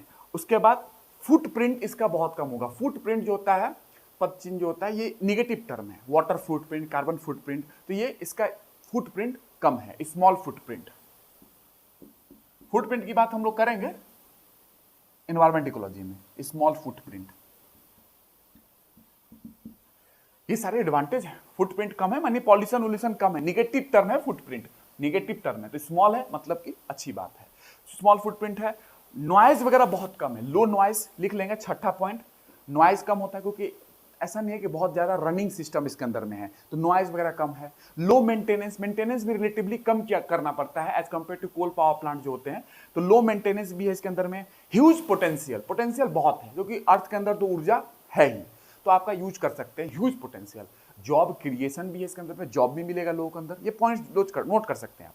जॉब क्रिएशन, ह्यूज पोटेंशियल, ये सारे पॉइंट्स आप नोट कर सकते हैं। और साथ में फॉसिल फ्यूल की डिपेंडेंसी, आप जो निर्भर है जीवाश्म ईंधनों पे, तो आपकी फॉसिल फ्यूल की डिपेंडेंसी को भी ये कम करता है, ठीक है, ये आप लिख सकते हैं एक पॉइंट। इंक्रीजिंग एनर्जी सिक्योरिटी, जो ऊर्जा की सिक्योरिटी की बात की जाती है उसको भी ये बढ़ा रहा है, इंक्रीजिंग एनर्जी सिक्योरिटी। उसके बाद आते हैं डिसएडवांटेज में। डिसएडवांटेज में क्या होगा? जियोग्राफिकल लिमिटेशन है सबसे पहली बात, ये हर एरिया में नहीं मिलेगा ना जियोथर्मल एनर्जी, जहां प्लेट की बाउंड्री है या जहां लोकल फॉल्ट्स वगैरह है वहीं पे आपको ये एनर्जी मिलेगा। तो जियोग्राफिकल लोकेशन है, भौगोलिक इसमें लिमिटेशन है, जियोग्राफिकल लिमिटेशन, ठीक है, ये एक लिमिटेशन इस पर लग गया। उसके बाद बात करें, लार्ज इन्वेस्टमेंट जरूरत है, इनिशियली लार्ज इन्वेस्टमेंट नीडेड। दूसरा पॉइंट, शुरुआत में लार्ज इन्वेस्टमेंट इज नीडेड, ठीक है, ये आपको ध्यान रखना है, लार्ज इन्वेस्टमेंट नीडेड। तीसरा पॉइंट लिखेंगे, इन्वायरमेंटल इंपैक्ट्स भी हैं, जाहिर सी बात है एनवायरमेंटल इंपैक्ट्स हो सकते हैं क्योंकि, लेकिन कहीं ना कहीं अभी ये वेल अंडरस्टूड भी नहीं है। एनवायरमेंटल इंपैक्ट्स है कहा जाता है लेकिन वेल अंडरस्टूड नहीं है, और जो इससे रिलेटेड मैं बात आपसे कर सकता हूं कि कैसे कैसे इसका इन्वायरमेंटल इंपैक्ट्स है, तो ये आप इतना ध्यान रखिएगा, जब मैं आपको इन्वायरमेंट इकोलॉजी में पढ़ाऊंगा तो वहां पे आपसे जिक्र करूंगा वोल्केनिज्म के बारे में, और थोड़ा सा ज्योग्राफी में भी बात करूंगा। तो इन्वायरमेंटल इंपैक्ट्स है बट वेल अंडरस्टूड अभी नहीं है, ठीक है, ये आपको ध्यान रखना है। सस्टेनेबिलिटी कंसर्न भी है, तीसरा सस्टेनेबिलिटी कंसर्न, कितना ये सस्टेनेबल है, क्यों? क्योंकि ये डिबेट हमेशा चलती जाती है, चलती रही है कि how long it will continue, ये कितने समय तक कंटिन्यू कर पाएगा, how long it will continue, ये डिबेट रहा है। तो सस्टेनेबिलिटी कंसर्न भी है इसका, सस्टेनेबिलिटी कंसर्न रहा है। अब जानते हो सस्टेनेबल डेवलपमेंट की बात की जाती है तो बहुत सस्टेनेबल इस शताब्दी में, सेंचुरी में बहुत वर्ड ये चला है, ठीक है, सस्टेनेबल डेवलपमेंट की बात, ये बात बहुत इंपॉर्टेंट भी है। उसके बाद आप जानते हो कि आप ड्रिलिंग कर रहे हो, इंजेक्शन वेल, प्रोडक्शन वेल बना रहे हो, जिससे इंजेक्शन वेल के माध्यम से पानी नीचे डालोगे, हॉट स्पॉट एरिया में हीट ज़्यादा है नीचे अर्थ के अंदर में, वहाँ से वो हीट ले लेगा और प्रोडक्शन वेल से उस स्टीम को बाहर निकालोगे। तो ड्रिलिंग विलिंग करोगे आप, ड्रिल करोगे, छेद करोगे, होल करोगे, तो क्या सेस्मिक एक्टिविटी नहीं हो सकती है, भूकंप जैसी प्रोसेस हो सकती है, डेफिनेटली। तो सेस्मिक एक्टिविटी भी एक लिमिटेशन में आप डाल सकते हो डिसएडवांटेज में, हो गया। तो ये एडवांटेज डिसएडवांटेज हो गया, और भी बहुत सारे पॉइंट्स है, आपको मतलब क्या बताऊं। Avoids importing and benefits local economy, advantage में इंपोर्ट नहीं कराएगा, फॉसिल फ्यूल को इंपोर्ट करने की जरूरत नहीं पड़ेगी, तेल को इंपोर्ट नहीं करना पड़ेगा, और लोकल इकोनॉमीज को भी बढ़ाएगा। लोकल जो आर्थिक व्यवस्था है अर्थव्यवस्था है उसको भी बढ़ाएगा। तो ये भी पॉइंट जोड़ सकते हैं, सोचिए, तो ये आपको जोड़ना है, ठीक है। बाकी कंजर्व कर रहा है फॉसिल फ्यूल को, ये भी आप ध्यान रखना है। और कंट्रीब्यूट कर रहा है, कहां पे कंट्रीब्यूट कर रहा है ये एडवांटेज में, contribute to in energy resources, contribute भी कर रहा है, तो contribute to diversity in energy resources, तो कंट्रीब्यूट भी कर रहा है to diversity in energy resources, वहां पे भी इसका कंट्रीब्यूशन है। और भी बहुत सारे पॉइंट्स है। ये जनरेट्स कंटिन्यूअस पावर जनरेट कर सकता है और साथ में साथ रिलायबल बेस लोड पावर भी जनरेट कर सकता है। Generates continuous and reliable base load power, continuous जो मैंने बताया था, और reliable base load power. Power भी बहुत सारे प्रकार की होती हैं जो आप घर में यूज कर रहे हो, नॉर्मली जो जलते रहता है पंखा उंखा और आपके घर में बिजली जलती रहती है, वो बेस लोड होती हैं। लेकिन एक पीक लोड भी आता है, जैसे गर्मी के दिन में सब लोगों का कूलर एसी चालू होगा, वो पीक लोड होगा। लेकिन सालों भर तक कूलर एसी चालू नहीं होता है ना, तो सालों भर आप क्या करते हो, नॉर्मली बल्ब वगैरह तो जलाते रहते हो, वो बेस लोड होता है। तो उसी को बेस लोड की बात कर रहा हूं मैं, क्या कि generates continuous and reliable base load power, ये एडवांटेज वगैरह है सारा। तो बहुत सारे पॉइंट हो सकते हैं। इलेक्ट्रिसिटी में बेस लोड भी होता है जो नॉर्मली आप 24 घंटा जलाते रहते हो। एक पीक लोड होता है जब पीक आवर्स होते हैं, जब गर्मी के दिन में आप समझते हो कि जब एसी फैन कूलर सब चल रहा है, ठंडी के दिन में हीटर चल रहा है, तो उस समय पीक आवर्स होते हैं, वो पीक लोड उसको बोलते हैं, ठीक है ना। ये हो गया मेन पॉइंट। अब status of global geothermal energy, इसकी स्टेटस क्या है, ग्लोबल जियो थर्मल एनर्जी का स्टेटस क्या है ग्लोबल लेवल पे, ठीक है। डेटा वगैरह कुछ 1-2 साल पुराने भी हो सकते हैं और जो नए होंगे वो भी डाल दूंगा आपको, ठीक है ना, ताकि आपको एक क्लियर पिक्चर मिले। तो अकॉर्डिंग टू रिसेंट स्टडी का आधार पे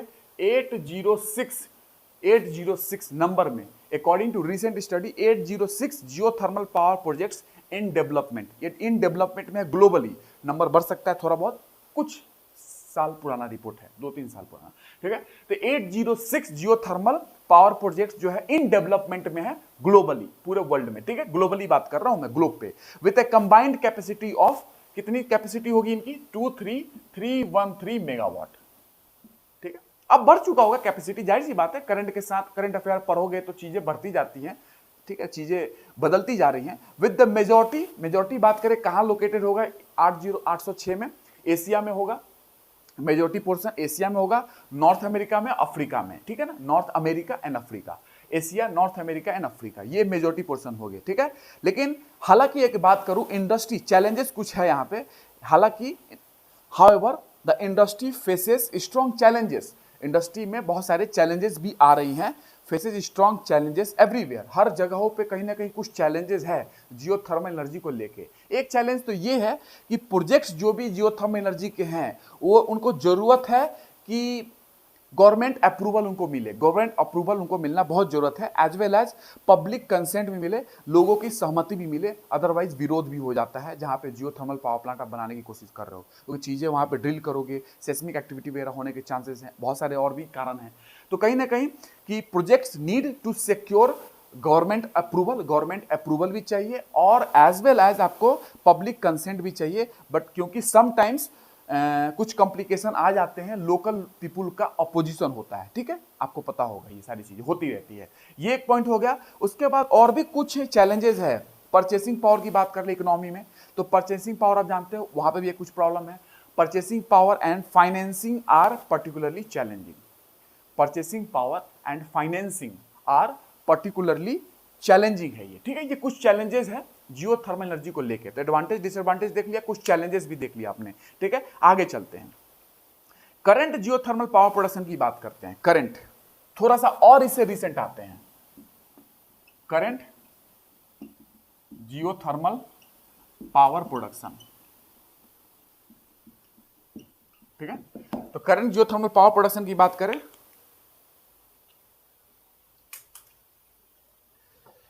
क्या लग रहा है कौन होगा, देखिए in terms of upcoming projects, जो भी अपकमिंग प्रोजेक्ट्स आने वाले हैं उसके हिसाब से मैं बता रहा हूं, in terms of upcoming projects, looking at individual country, एक एक कंट्री की अगर बात करें और उनकी अपकमिंग प्रोजेक्ट्स जो रिलेटेड है जियोथर्मल एनर्जी से, तो इंडिविजुअल कंट्री की बात करें तो उसमें अगर मैं बात करूं, इंडोनेशिया खूब आगे चल रहा है, इंडोनेशिया,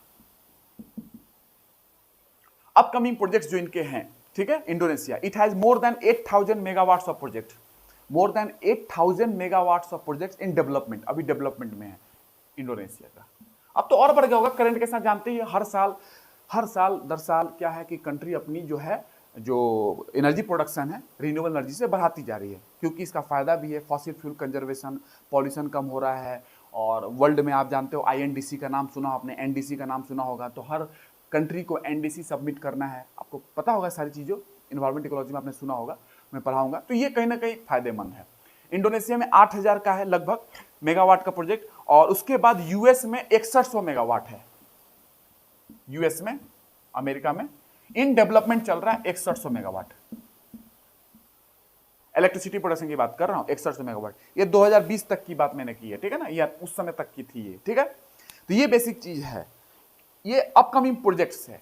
अगर प्रोड्यूसर कंट्री की बात करें, अभी प्रोड्यूसर कंट्री कौन है, नंबर 1 रैंक पे प्रोड्यूसर कंट्री कौन है, और ये रैंकिंग जाहिर सी बात है चेंज हो सकती है, बट अभी तक मैं अगर बात करूं तो प्रोड्यूसर कंट्री में इंडोनेशिया की बात करें तो according to Asian development bank, ADB, पता है इसकी एशियन डेवलपमेंट बैंक का कैपिटल, मतलब वो एरिया कहाँ है, किस एरिया में एशियन डेवलपमेंट बैंक का वो एरिया है, मतलब पता होगा तो बताइएगा कि कौन सा एरिया है एशियन डेवलपमेंट बैंक का, ठीक है। तो एशियन डेवलपमेंट बैंक, जो कि आपको पता होगा कि ये सॉफ्ट लोन विंडो एशिया का बोला जाता है, किसको बोला जाता है, एशियन डेवलपमेंट बैंक की। ADB ने कहीं ना कहीं आपको तापी गैस पाइपलाइन की साइड फंडिंग भी की थी, और रिलेटेड क्या क्या बातें हैं, कुछ याद होगा तो बताइएगा, एशियन डेवलपमेंट बैंक से लेते, ठीक है ना। और इसके चेयरमैन कौन थे, कौन हैं, पहले कौन थे जब तापी गैस पाइपलाइन की फंडिंग की गई थी, तो वो सारे कुछ पॉइंट्स हैं, ठीक है ना, ये आपको ध्यान रखना है। कुछ वो पॉइंट्स हैं जो आपको कहीं ना कहीं इंटरनेशनल रिलेशंस में आप पढ़ेंगे इस सारी चीज़ों के बारे में, और ADB के बारे में आप इकोनॉमी में भी सुनते जाएंगे।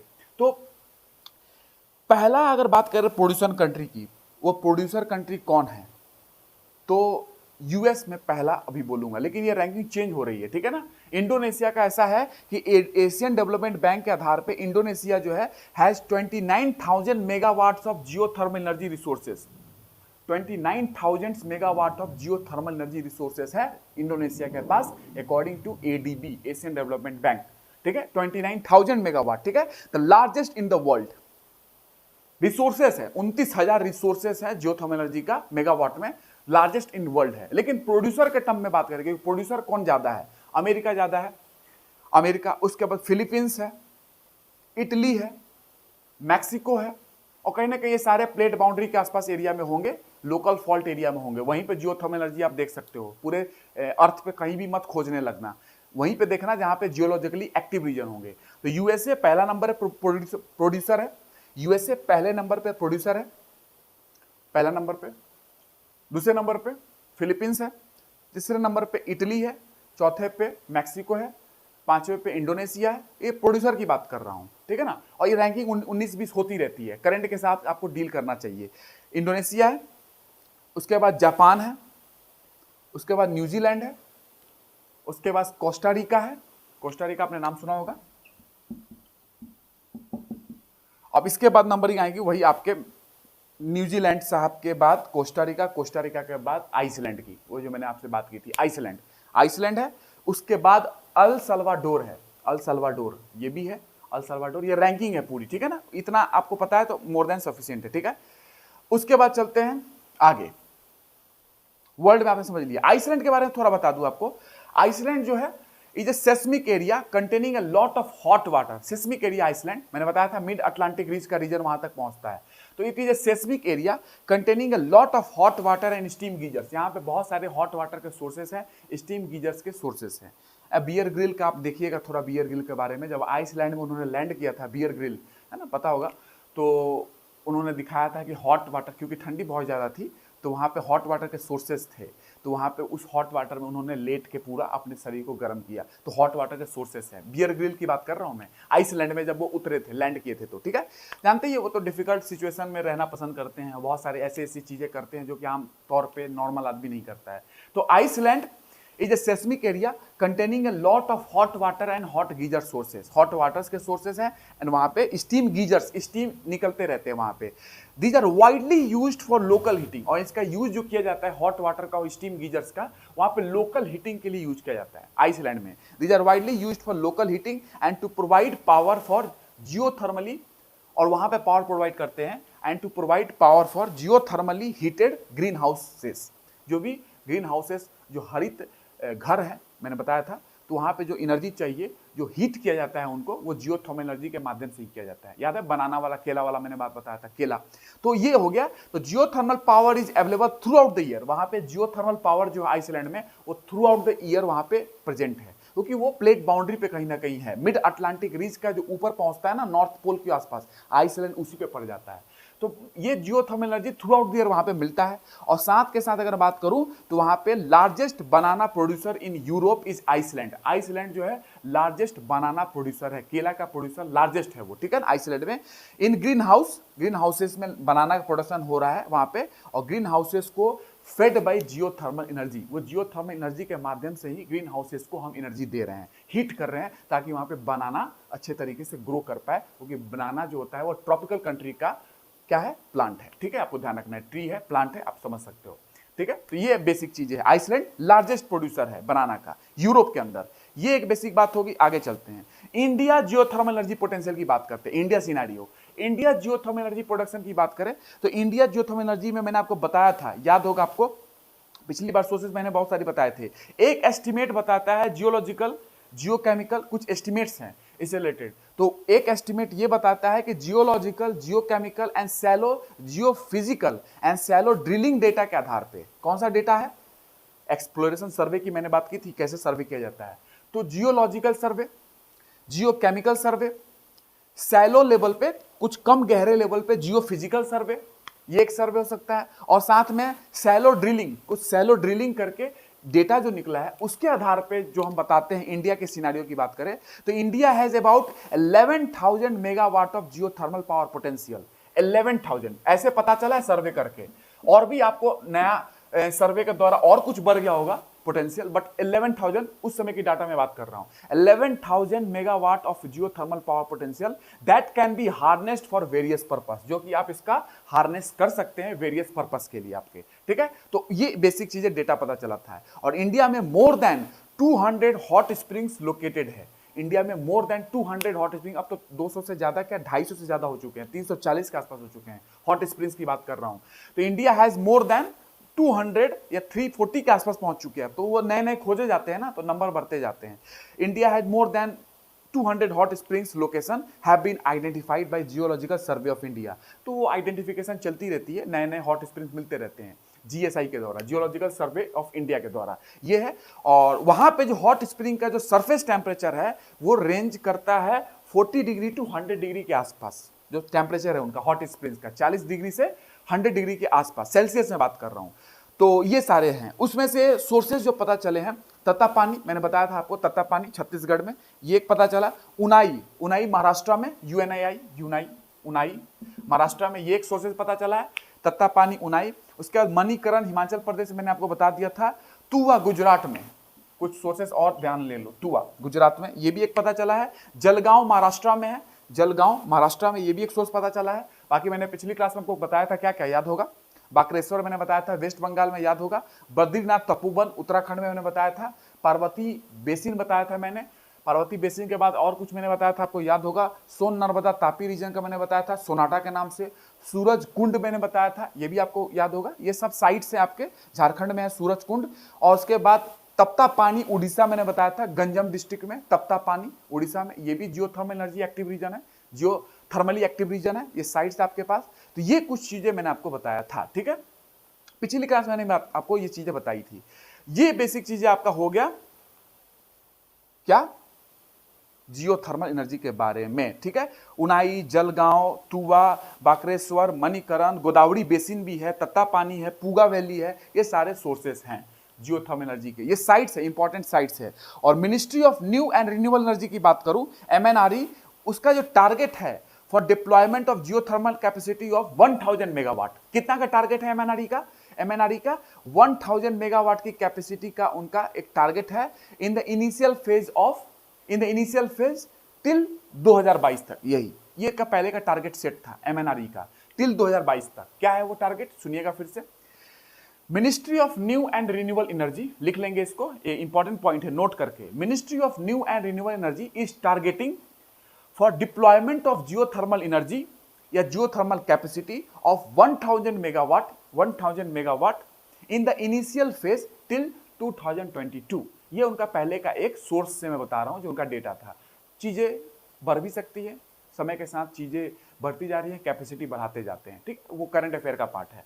करंटली अगर बात करूं थोड़ा बहुत, 2 साल पहले 2.5 साल पहले की बात करूं, करंटली 2 साल पहले जो डेटा आया था, 1.5 साल पहले जो डेटा आया था लगभग में, तो currently there are no operational geothermal plants in India. कोई ऑपरेशनल जियोथर्मल पावर प्लांट तो नहीं है इंडिया में। कुछ मैंने आपको बताया था, एक्सपेरिमेंटल मैंने बताया था, मणिकरण, तत्ता पानी की मैंने बात की थी। करंटली अभी काम चल रही है कि जियोथर्मल एनर्जी को एक्सप्लॉइट किया जाए भारत के अंदर।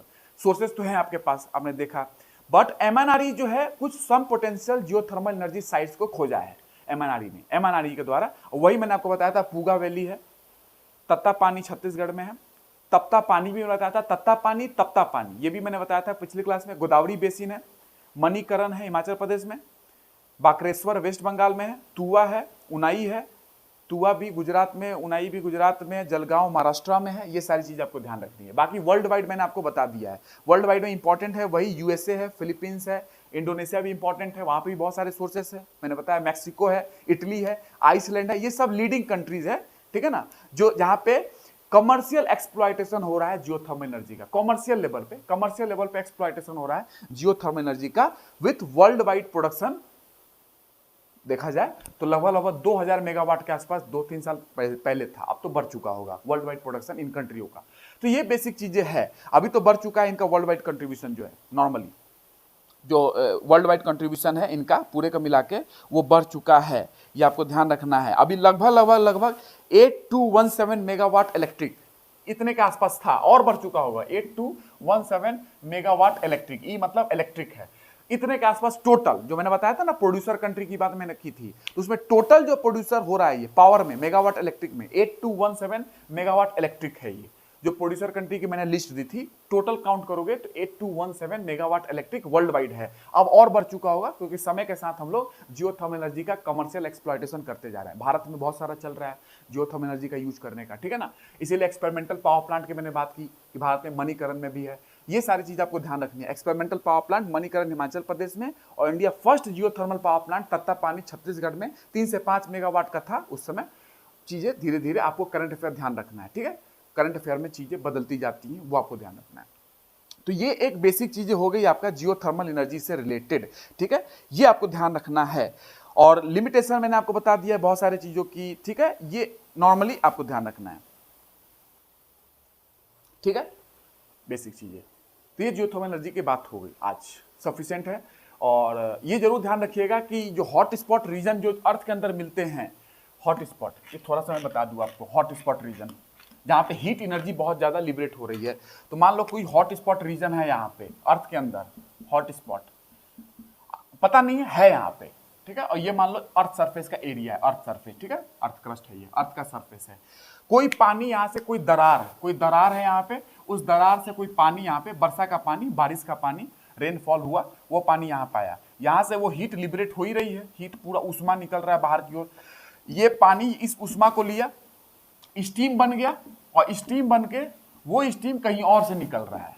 यही होता है हॉट स्प्रिंग वगैरह जब देखते हो ना, और स्टीम गीजर्स वगैरह, कि पानी कहीं और से आया, हॉट स्पॉट में गया, और कहीं सैकड़ों किलोमीटर दूर वो पानी, वो स्टीम बनकर निकल रहा होगा। ऐसा भी होता है, पानी कहीं और से आ रहा है और सैकड़ों किलोमीटर दूर वो निकल रहा होगा। तो इससे ये पता चलता है कि इस रीजन में कहीं ना कहीं जियोलॉजिकली एक्टिव रीजन है, ठीक है। ये आपको ध्यान रखना है। और ये जो पानी आया, हॉट स्पॉट्स एरिया से हीट लिया, स्टीम बना, वो स्टीम कोई जरूरी नहीं है कि यहीं निकल जाए, वो बहुत सैकड़ों किलोमीटर दूर, हजारों किलोमीटर दूर निकल सकता है ये। लेकिन इससे आइडिया लगेगा कहीं ना कहीं इस एरिया में जियोलॉजिकली एक्टिव रीजन है, हॉट स्पॉट कहीं ना कहीं हो सकता है। और इसी को फाइंड करने की कोशिश की जाती है। कैसे?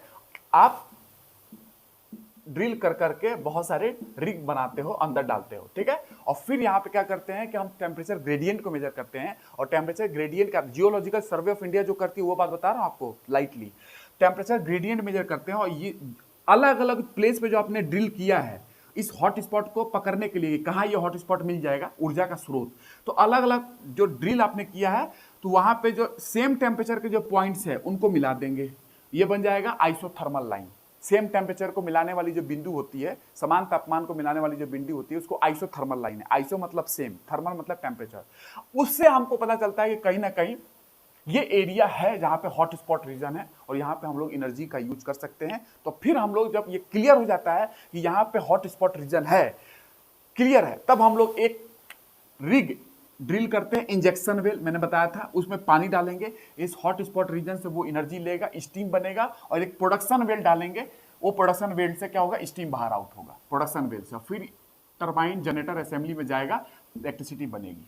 वही जो मैंने पिछली बार कहानी बताई थी। तो ऐसे थोड़ा बहुत जियोलॉजिकल सर्वे ऑफ इंडिया अलग अलग जगहों पे ड्रिल कर करके टेम्परेचर ग्रेडियंट का स्टडी कर करके समान तापमान वाले एरिया को जोड़ के आइसोथर्मल लाइन बना के उसके बाद वो पकड़ पाते हैं, ये पता कर पाते हैं कि हॉट स्पॉट रीजन कहाँ होगा और वहाँ पे एनर्जी का स्रोत है। फिर हम लोग इंजेक्शन वेल डालते हैं, वहाँ पे पानी नीचे डालेंगे, वो पानी उस ऊर्जा को लेगा, स्टीम में कन्वर्ट होगा, प्रोडक्शन वेल के माध्यम से हम उस स्टीम को बाहर निकालेंगे, उस स्टीम को हम लोग टरबाइन पे फिर स्ट्राइक कराते हैं, टरबाइन रोटेट करेगी, टरबाइन के साथ जनरेटर कपल्ड है, उसके साथ जनरेटर के साथ रोटेट करेगा और जनरेटर इलेक्ट्रिक पावर बनाएगा, वोल्टेज इनटू करंट।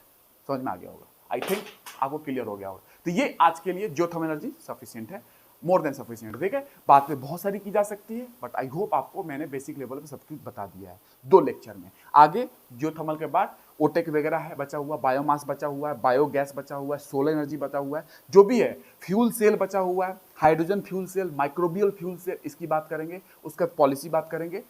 तो ये मेंस वाले भी कवर कर सकते हैं अच्छे तरीके से।